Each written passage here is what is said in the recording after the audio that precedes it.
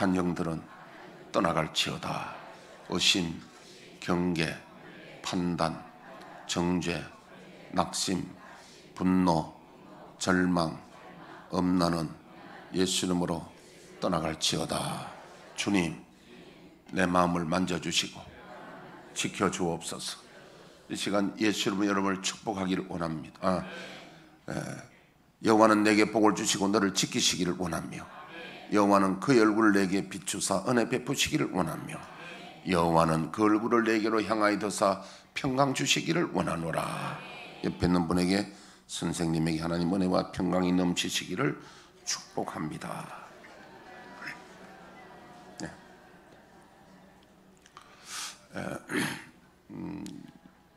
요즘 날씨가 이제는 그 유엔 총장이, 사무총장이 하는 말이 온난화 시대는 지나고 열대화 시대로 왔다. 지금 미국에서도 지금 이 죽는 사람이, 더워서 죽는 사람이 세계적으로 지금 많이 죽어요. 계속 지금 사람들이 죽어나가고 있습니다. 이걸 볼 때 여러분들은 뭘 느낍니까? 뭘 생각합니까? 꼭 여러분 기억하세요. 계시록 16장 8절. 몇 절?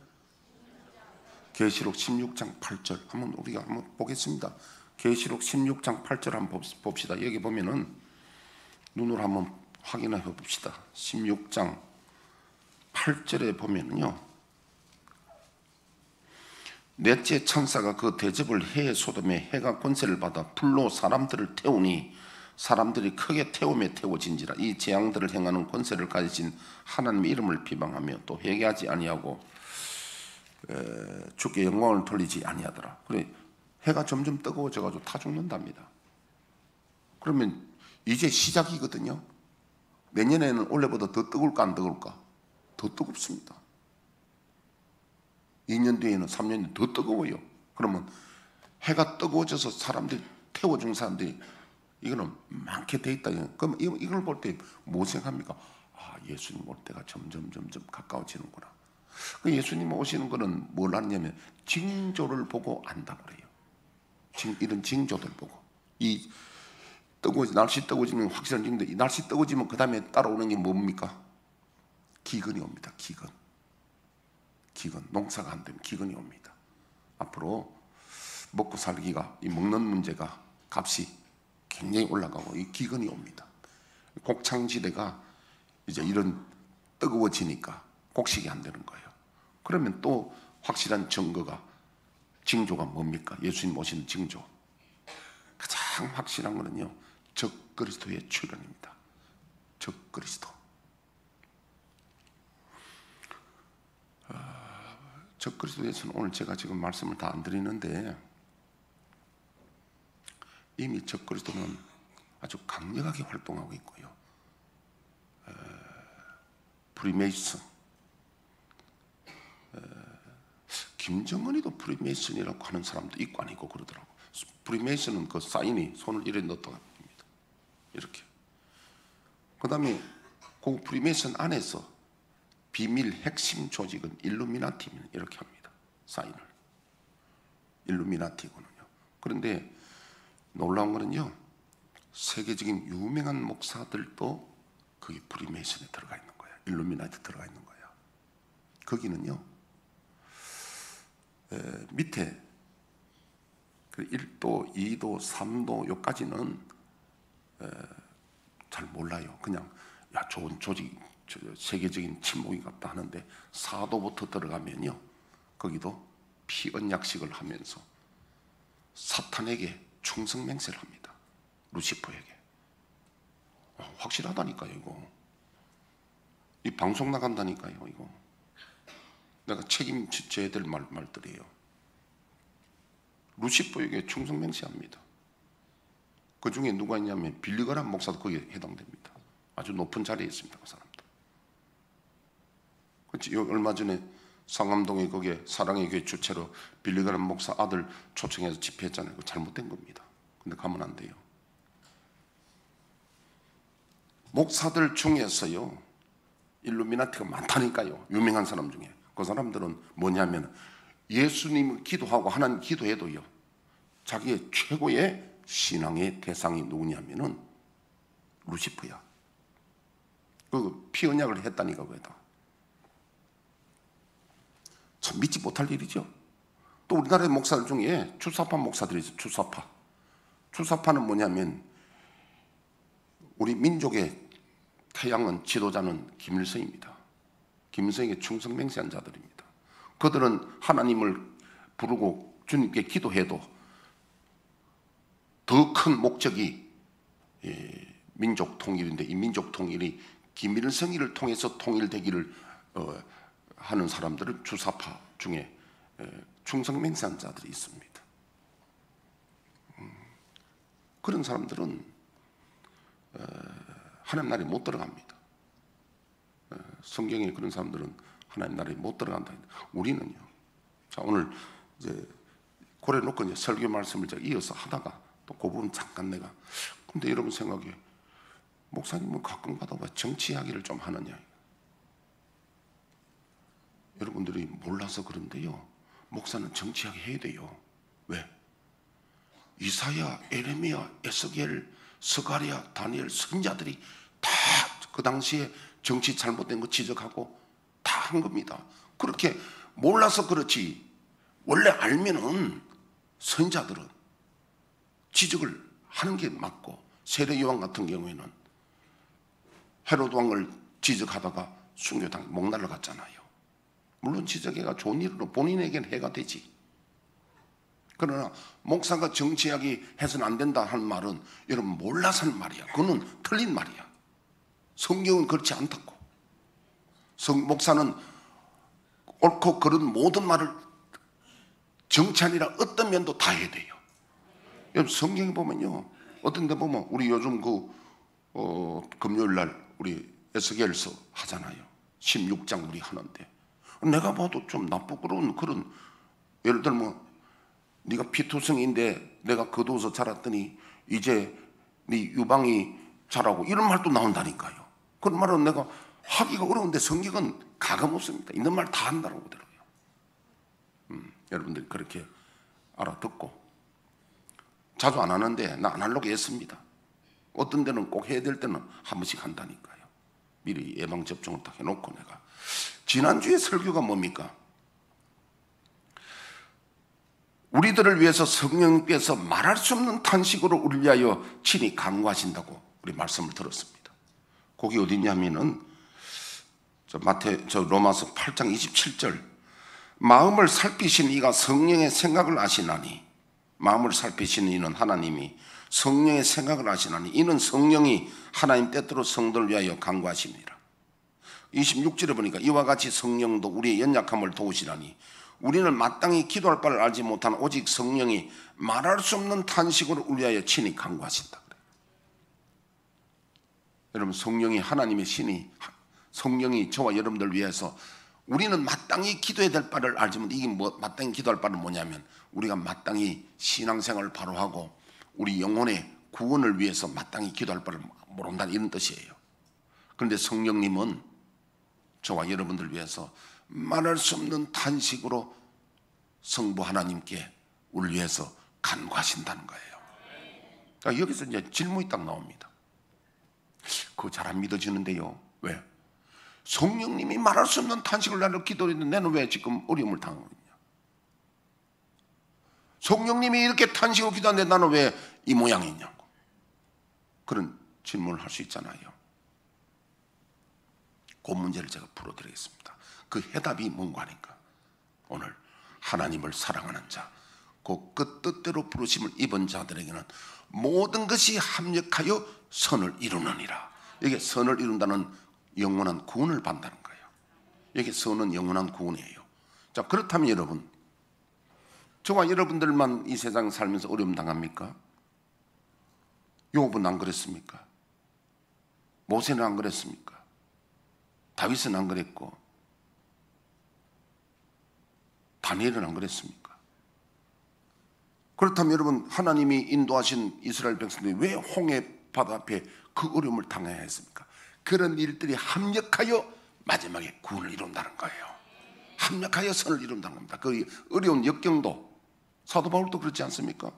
그 선교하면서 어려움 당하고 마지막 순교까지 하는데, 순교하는데 무슨 하나님이 함께 하셨느냐? 성령이 어떻게 탄식하며 기도하시는데 왜 순교까지 하느냐?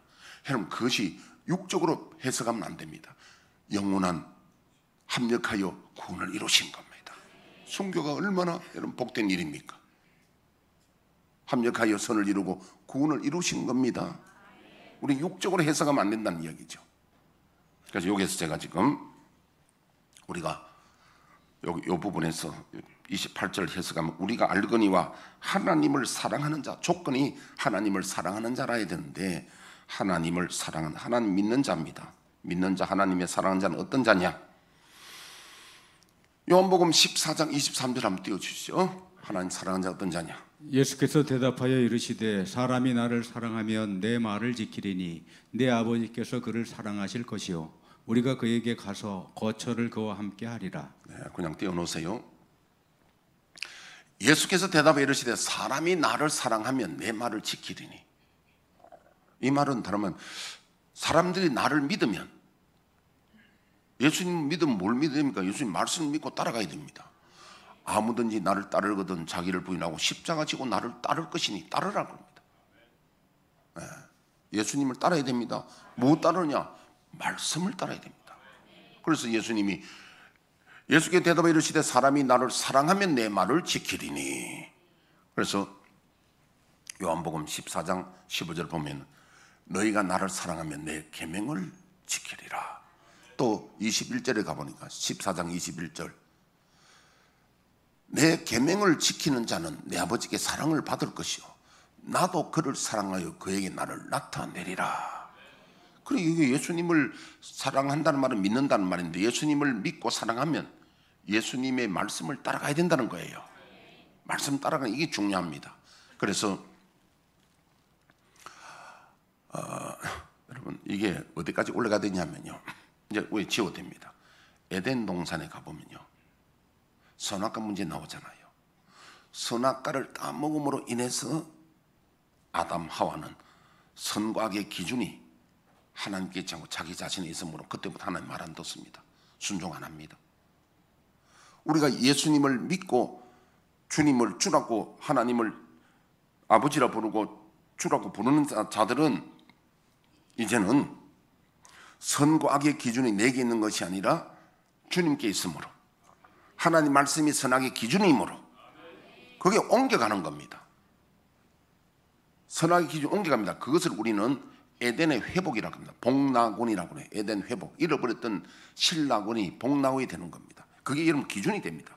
그래서 이스라엘 백성이 출애굽해서 시내산에 모였을 때에 하나님 모세를 통해서 언약 백성을 맺거든요. 지금 언약 백성이 되는 그 시점에 하나님이 주시는 말씀이 뭐냐면, 출애굽기 19장 5절에 보니까 세계가 다 내게 속하였나니 너희가 내 말을 잘 듣고 내 계명을 지키면, 여기 조건입니다. 이게 하나님 믿느냐 안 믿느냐 조건입니다. 언약의 백성 되느냐 안 되느냐, 이게 예수 믿느냐 안 믿느냐 조건이 내 말을 듣고 내 계명을 지키느냐, 이게 조건이라는 거예요. 그렇게 하면 내 소유가 되겠고 내 백성이 되고 세계 위에 제사장 나라가 된다. 하겠느냐? 아멘, 하겠습니다 그랬어요. 그러니까 20장에, 출애굽기 20장에 10계명을 주시고 지켜야 될 계명을 주시고, 21장 2장 3장에 세부적인 규칙 율례와 규례를 주시고, 24장 8절에 송아지 잡아 피 뿌려가지고 피 언약을 맺습니다. 언약의 피 언약. 그래서 비로소 선민 언약의 백성이 됩니다. 근데 이스라엘이 나중에 언약을 버리잖아요. 그래서 바벨론 포로 잡혀가고 우상 섬기하다가 잘못됩니다.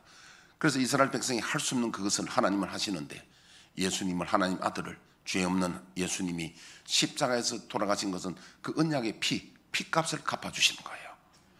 그 이후로 예수님도 묻습니다. 예수님도 말씀합니다. 요한복음 1장 12절에 보니까요, 영접하는 자 곧 그 이름을 믿는 자들에게는 하나님 자녀되는 권세를 주신데 나를 주로 믿겠느냐? 그러면 5장 24절에 내가 진실로 진실로 얘기하노니 내 말을 듣고, 여기도 내 말을 들으라고 나옵니다. 구약이나 신약이나 믿는 것은 하나님 말씀을 따라야 됩니다. 내 말을 듣고 또 나 보내신 이를 믿는 자는 영생을 얻었고 심판에 이르지 아니하나니 사망에서 생명으로 옮겼느니라. 이게 여러분 굉장히 중요한 그 기본 공식이니까 이걸 알아야 됩니다. 예수를 믿는 것은 예수님 따르는 것이고, 예수님을 믿다 하면서 일루미나티가 되고 주사파가 되면 그는 예수님보다도 그 사람 더 위에 있는 어떤 목적이 있습니다. 그걸 위해서 하나님께 기도합니다. 그 이루어지기 위해서 기도합니다. 그건 안 되는 거예요. 우리는요, 하나님이 제일 위에 있어야 됩니다.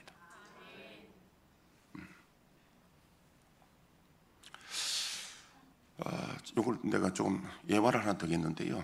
뭐 요즘 여러분 뭐 TV 보면서 맨날 나오는 이야기가 다 아는 건데, 그 상방울에 대북 송금 사건 해가지고 그 전 회장 김성태가 어떤 사람입니까? 조폭 대장이잖아요. 조폭도 뭐. 그 사람이 저 상방울 회사를 하게 될 때는 그 과정이 참 불합리한, 다시 말하면 깡패들이 그렇잖아요. 막 그냥 주워 먹잖아.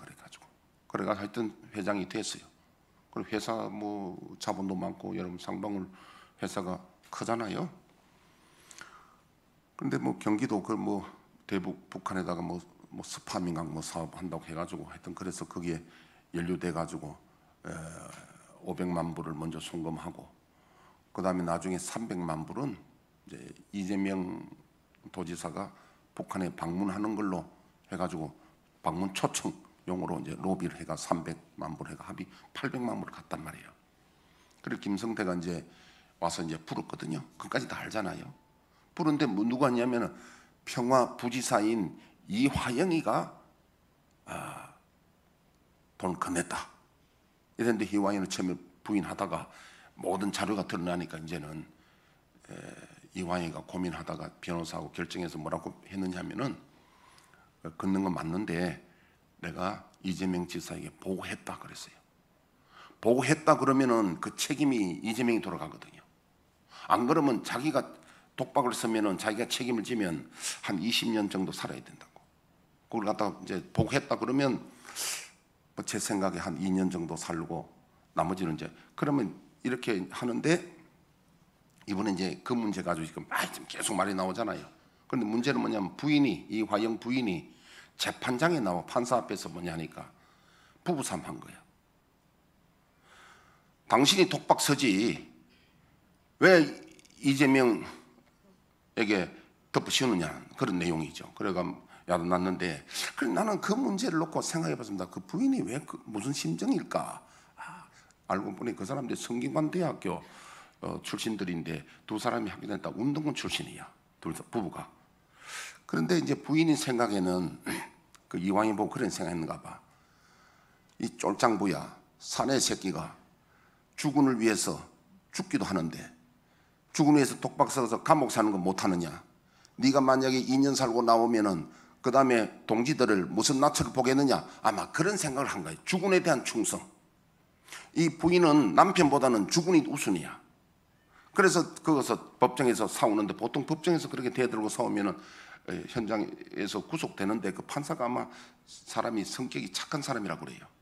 구속은 안 됐는데, 그래서 여러분 제가 이 말을 왜 하느냐니까요. 이화영 부인이 참 강단이 대단하다. 주군을 위해서 독박을 네가 서지, 네가 그 감옥 살고 말지, 20년 살고 말지, 왜 네 그걸 갖다가 주군에게 덮으시오느냐? 나 그런 생각하면서요. 우리가 예수를 믿는다잖아요. 예수를 믿는데 예수님 우리 주님이신데 그런 믿음이 있습니까? 이화영 부인 같은 믿음이 의리가 있어요? 그 여자 의리 대단하잖아요. 주군을 위해서 남편이 네가 사나이라면 주군을 위해서 죽을 수 있는데 독박 서지 왜 그 이재명인데 보고했다고 하느냐고. 그걸 부부싸움 그것 때문에 했단 말이야. 그럼 우리가 예수님을 믿다면서 우리는 독박이 뭐냐? 예수님 말씀 잘 안 순종 안 하는데, 아까 이야기했는데 일루미나트 되고 주사파도 되고 하면은 그거 어떻게 되느냐? 오늘 그래서 예수님은 주님을 사랑하는 자라는 것은 주의 말씀을 순종하는 자입니다. 그래 안 한 자는 주님 나라 못 갑니다. 그러면 해당 안 됩니다. 여기 해당한 이 말씀에 해당이 안 되는 거예요. 오늘 우리가 회개하는 건 뭐 회개되냐면 주님, 우리는 하나님의 주님의 말씀이 진리인 줄 믿고 내 마음에 안 들어도 주님을 따라가겠습니다. 이걸 회개됩니다. 첫째 회개가 이게 원죄 회개입니다. 나머지는 자범죄예요. 예를 들면 간음하고 살인하고 이런 것도 다 자범죄야. 원죄는 뭐냐면 하나님 말씀을 내가 순종하겠냐 안 하겠냐, 이게 선악의 기준으로 하나님 말씀이 절대 선이냐 아니냐, 이게 원죄의 문제입니다. 이거 회개 안 하면, 안 돌았으면요, 죄송하지만 하나님 백성 아니에요. 선민 아닙니다. 이거는 천국, 이건 믿는 자 아닙니다. 이게 이렇게 분명히 가르치는 목사가 별로 없어요. 분명히 이게 믿음이 무엇인지 가르치잖아요. 할렐루야. 이게 없으니까 주사파도 되고 일루미나도 되고 그거 안 됩니다. 그거 천국 못 갑니다. 하나님 나라 못 간다는 성경이 되어 있어요. 자, 하나님을 사랑하는 자는 제가 이제 말씀드렸습니다. 그 뜻대로 부르심 입은 자들에게는 모든 것이 합력하여 선을 이룬다는 거예요. 모든 일이 합력하여 선을 이룬다.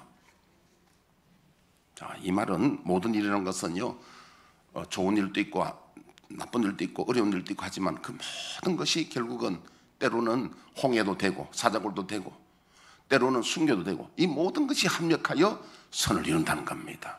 그 예화를 하나 든다면은 창세기 45장 7절에서 8절 한번 띄워주시죠. 하나님이 큰 구원으로 당신들의 생명을 보존하고 당신들의 후손을 세상에 두시려고 나를 당신들보다 먼저 보내셨나니 그런즉 나를 이리로 보낸 일은 당신들이 아니요 하나님이시라. 하나님이 나를 바로에게 아버지로 삼으시고 그 온 집의 주로 삼으시며 애굽 온 땅의 통치자로 삼으셨나이다. 네, 지워주시고요. 요셉 이야기는 다 알잖아요. 요셉의 형제가 12명인데 야곱의 아내가 4명입니다. 자매도 있고 레아는 언니고 라헬은 동생이고 거기에 몸종들이 해가지고 합이 4명 아내를 두었습니다. 남자분들 야곱이 부럽습니까? 1명 부인도 어려운데 4명 부인을 다스리려면 여러분 그 보통 아니에요. 우리 김 장로님 친구 누나가 그럼 제천 있죠? 부인을 9명 거느리는데 맞죠? 9명 거느리는데요, 딱 기준이 있대요. 근데 그 친구 누나는 아마 그 서열 중에 아마 끝부분에 가는가 봐요. 막내인데 그 규정이 뭐냐면 자녀를 고등학교까지 다 시켜줘. 그런데 그 위에 큰 부인이 이제 다 정리하는 거야. 오늘 남편이 어느 집에 어느 댁에 가서 들어가고 다 이걸 정리를 하고 그 대빵인가 봐. 중전마마인가 봐. 오늘 그 이야기를 들으면서요, 그 사람은 완전히 그 사람은 대통령님 잘할 것 같아. 여자 9명을 그렇게 다스리면요, 그 대단한 사람이에요. 능력이 그 소음 없이 아주 그렇게 소음 없대요. 다 그렇다는데 참 대단하다 싶은 생각이 들어요. 요즘 그런 사람들이 있느냐. 여러분 남자들 부러워하지 마세요. 그 등골 뺍니다. 그거 죽어요 잘못하면. 자, 근데 여러분 이 요셉 이야기를 알잖아요. 요셉이 11번째 아들인데 그 형들에게 미움을 받아가지고 요셉이 하나님 앞에 비전을 받았잖아요. 꿈에 본즉 해와 달과 별들이 절을 하나이다. 앞으로 요셉이 훌륭한 사람이 되고 한다는 건 이미 받았는데 요셉에게 성령이 말할 수 없는 탄식으로 기도하시는데 요셉이 종으로 팔려갑니다. 노예로. 이 죽을 뻔했거든요. 그 이야기는 지금 생략이 되잖아요. 물 없는 웅덩이에 구덩이에 그 우리 옛날에 깊은 우물에 물이 없다 생각하면 거기 가도 똑같아요. 그래서 죽이려고 한 사람도 있었습니다. 형제 중에서. 근데 죽이느니 살리려고 유다가 의견내가지고 차라리 노예로 팔아버립니다. 근데 팔려가는데 그 애굽의 바로의 시위대장 보디발에게 팔려갔고, 그래도 또 아내가 유혹하는데 그걸 물리쳤다고 또 억울하게 감옥 가고, 정말 해석이 안 됩니다. 요셉으로 생각하면요. 내가 잘못한 것도 아닌데 이렇게 노예로 팔려갖고 거기서 감옥 갔고, 그런데 거기서 나중에 반전이 일어납니다. 감옥 가서 관원장의 꿈을 해석합니다. 40장에 보는 꿈을 해석하고 나중에 요셉이 바로의 꿈을 해석하게 되고 41장에 요셉이 그 일로 인해서 애굽의 총리가 됩니다. 42장부터는 나온 보면 그 땅에 기근 흉년이 오는데 7년 흉년이 오게 됩니다. 그때 미리 요셉이 하나님의 계시를 통해서 흉년 절대의 곡식을 저장해 놨다가 그때 이제 사람들이 비싼 값으로 팔게 되는 거예요. 이때에 형제들이 가나안 땅에 있는 형제들이 소문 듣고 곡식이 없으니까 사러 옵니다. 그때 요셉은 형을 알아보잖아요. 형들은 요셉 몰라봅니다. 왜냐하면 총리 돼가지고 모든 이렇게 의복을 갖추고 하니까 감히 눈을 들어 볼 수도 없고, 그래서 오늘 여기 45장에 보니까 요셉이 말합니다. 형들은 근심하지 마소서. 형들의 그 아버지 식구들을 다 우리를 살리려고 하나님이 나를 보내셨다. 형들이 보낸 게 아니다. 하나님의 섭리였다. 합력하여 선을 이룬다 이 말이에요. 그런 억울한 과정, 이해할 수 없는 과정이 있었지만은 결국은 하나님이 우리를 구원하시려고 나를 이렇게 보낸 거니까 형들이 너무 근심하지 말고 겁먹지 말라는 겁니다. 하나님이 하셨다는 거예요. 여러분 이걸 볼 때에 모든 것이 합력하여 선을 이룹니다. 누구에게? 하나님을 사랑하는 자, 그 뜻대로 부르심 입은 자들에게는. 할렐루야. 자, 우리는 때로는 이해할 수 없을 때가 많습니다. 고난당할 때. 그러나 꼭은 기억해야 될 것은 나만 그런 게 아니라 욥도 그랬고 다윗도 다니엘도 사도 바울도 믿음의 선진들이 다 그런 일을 당했는데 결국 하나님은 그 일을 합력하여 다 구원을 이루고 선을 이루게 된 것을 믿으시고 낙심하지 마시기를 바랍니다. 제가 오늘 놀라운 선교의 비사를 하나 읽어드리겠습니다. 나 이거 참 전에도 한번 봤지만은 어떤 분이 보내줘서 굉장히 참 충격적이고 오늘 이 말씀에 딱 해당되는 말씀이라 제가 들고 나왔어요. 한번 들어보십시오.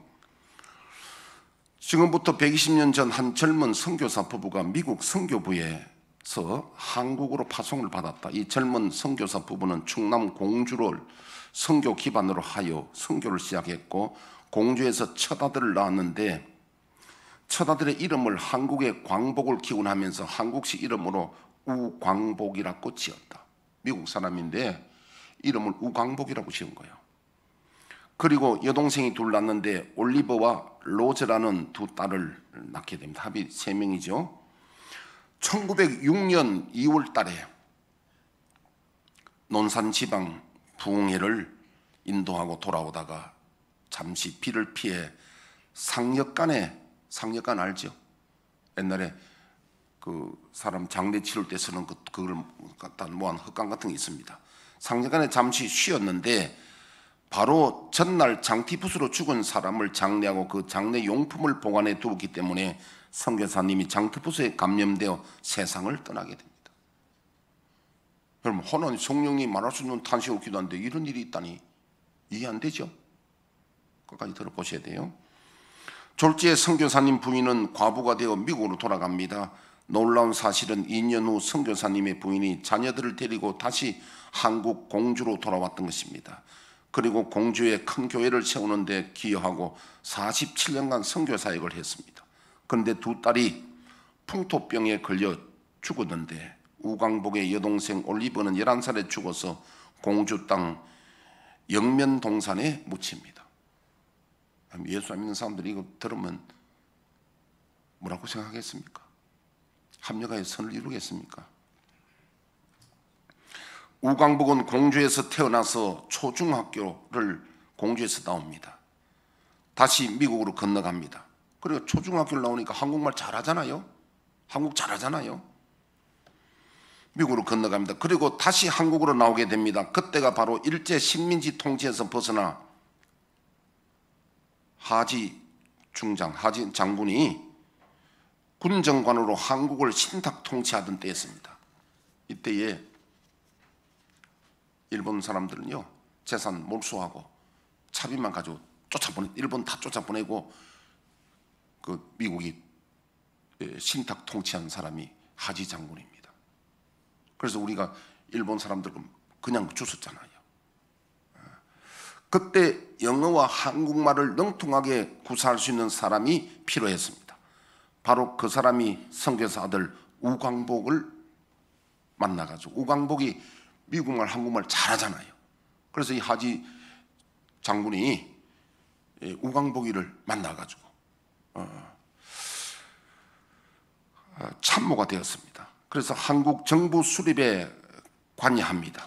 그때 하지 장군이 우광복에게 자네가 한국 실정을 잘 아니 앞으로 한국을 이끌어갈 인재 50명을 추천해 달라고 합니다. 50명 추천을 부탁받습니다. 우광복은 어머니와 상의한 후 어머니가 추천해 주는 50명을 하지 장군에게 소개했습니다. 놀라운 사실은 그중 48명이 기독교인이라는 사실입니다. 그래서 한국 정부 수립된 때 요소요소에 기독교인들이 들어가서 나라를 세웁니다. 특히 문교부 장관에 기독교인이 임명되어 미신 타파를 시작했습니다. 국방부 장관이 기독교인이 되어 군대 안에 군복 제도의 토대를 마련하여서 한국군을 하나님의 군대로 만들었습니다. 그리고 재헌 국회의원 거의 모두 기독교인들이었습니다. 지금도 우리나라 재헌국회 속기록 첫 장을 열면 기도로 국회를 개원한 것을 알 수 있습니다. 1948년 5월 30일 이승만은 이윤영 목사에게 기도로 국회를 열어줄 것을 주문합니다. 대한민국 독립민주국 제1차 회의를 여기서 열게 된 것을 우리가 하나님께 감사할 것입니다. 이승만 지금 이야기입니다. 나는 먼저 우리가 다 성심으로 일어서서 하나님께 감사를 드릴 터인데 이 윤영 의원 나오셔서 목사인데 이분이 국회의원인가 봅니다. 하나님에게 기도를 올려주시기를 바랍니다. 이윤영 목사님의 기도가 이렇게 합니다. 이 우주와 만물을 창조하시고 인간의 역사를 섭리하시는 하나님이시여, 이 민족을 돌아보시고 이 땅을 축복하셔서 감사에 넘치는 오늘 있게 하심을 주님께 저희들은 성심으로 감사하나이다. 오랜 시일 동안 이 민족의 고통과 호소를 들으시사 정의의 칼을 빼서 일제의 폭력을 굽히시사 하나님은 이제 세계 만방의 양심을 움직이시고 또한 우리 민족의 염원을 들으심으로 이 기쁜 역사적 환희의 날을 이 시간 우리에게 오게 하심은 하나님의 섭리가 세계 만방에 성시하신 것으로 저희들은 믿나이다. 하나님시여, 이로부터 남북이 둘로 갈라지어 이 민족의 어려운 고통과 수치를 신원하여 주시고 우리 민족, 우리 동포가 손을 같이 잡고 웃으며 노래 부르는 날이 우리 앞에 속히 오기를 기도하나이다. 이렇게 기도를 했어요. 이때 기독교인이 전 국민의 5%밖에 안 되는데 5%도 채 안 되었습니다. 그런데 윌리엄 사모님이 추천해 준 50명의 기독교인들이 각 분야에 들어가서 영향력을 미친 결과 10년 만에 500만이 되었고 20년 만에 1000만 성도가 되는 기적이 일어났다는 거예요. 물론 이분들이 다 한 건 아니지만은 기틀을 놓았다는 거예요. 이 기적이 어떻게 가능했겠습니까? 미 군정 시절 우광복이 추천한 50명으로부터 시작했습니다. 우광복에게 누가 50명을 추천했습니까? 바로 우광복의 어머니 이영만리 타국에서 남편을 잃어버리고 두 딸을 잃어버린데도 다시 한국으로 돌아와 하늘의 미랄이 되신 윌리엄 사모님 때문입니다. 우광복은 1994년 87세 일기로 소천했는데 11살에 죽은 내 동생 올리버가 묻혀있는 공주 영면동산 내 동생 곁에 나를 묻어달라고 유언했습니다. 아마도 한평생 동안 한국에서 풍토병으로 죽은 동생이 가슴에 살아있었나 봅니다. 그래서 지금 우광복의 묘가 동생 옆에 나란히 있습니다. 이러한 헌신과 희생을 바탕으로 하나님께서 세우신 이 나라입니다. 이 민족이 하나님을 경외하는 민족이 되기를 소망합니다. 그래서 우리가 이걸 볼 때 우광복 이야기를 들어보면은 여러분 윌리엄 사모님이 얼마나 낙심합니까? 성령님 말할 수 없는 탄식으로 기도하시는데 이렇게 됐습니까? 그런데 합력하여 선을 이루신 거예요. 선교사님이 살아서 선교한 분들 이렇게 큰 선교를 했겠습니까? 그런데 우광복을 통해서 이 한국의 정부 수립에 이분들이 추천한 사람이 정부 요인이 되고 이 나라 기독교 나라가 되도록 기틀을 마련하는데 큰 성교의 역할을 했잖아요. 우리는 잘 모릅니다. 눈앞에 보면은 실망이고 좌절할 수밖에 없지만은 성경 말씀에 하나님을 사랑하는 자, 그 뜻대로 부르심 입은 자들에게는 모든 것이 합력하여 선을 이룬다. 낙심하지 말아야 됩니다. 지금 내가 당한 일이 어렵고 낙심할 일이 있지만은 낙심하지 마셔야 됩니다. 왜냐하면 하나님은 합력하여 결국은 구원을 이루신다는 거예요. 잠깐 기도합니다. 하나님 아버지, 우리는 너무 근시안적으로 눈에 보이는 것들로 현재 당면한 문제만 바라보고 낙심하고 좌절합니다.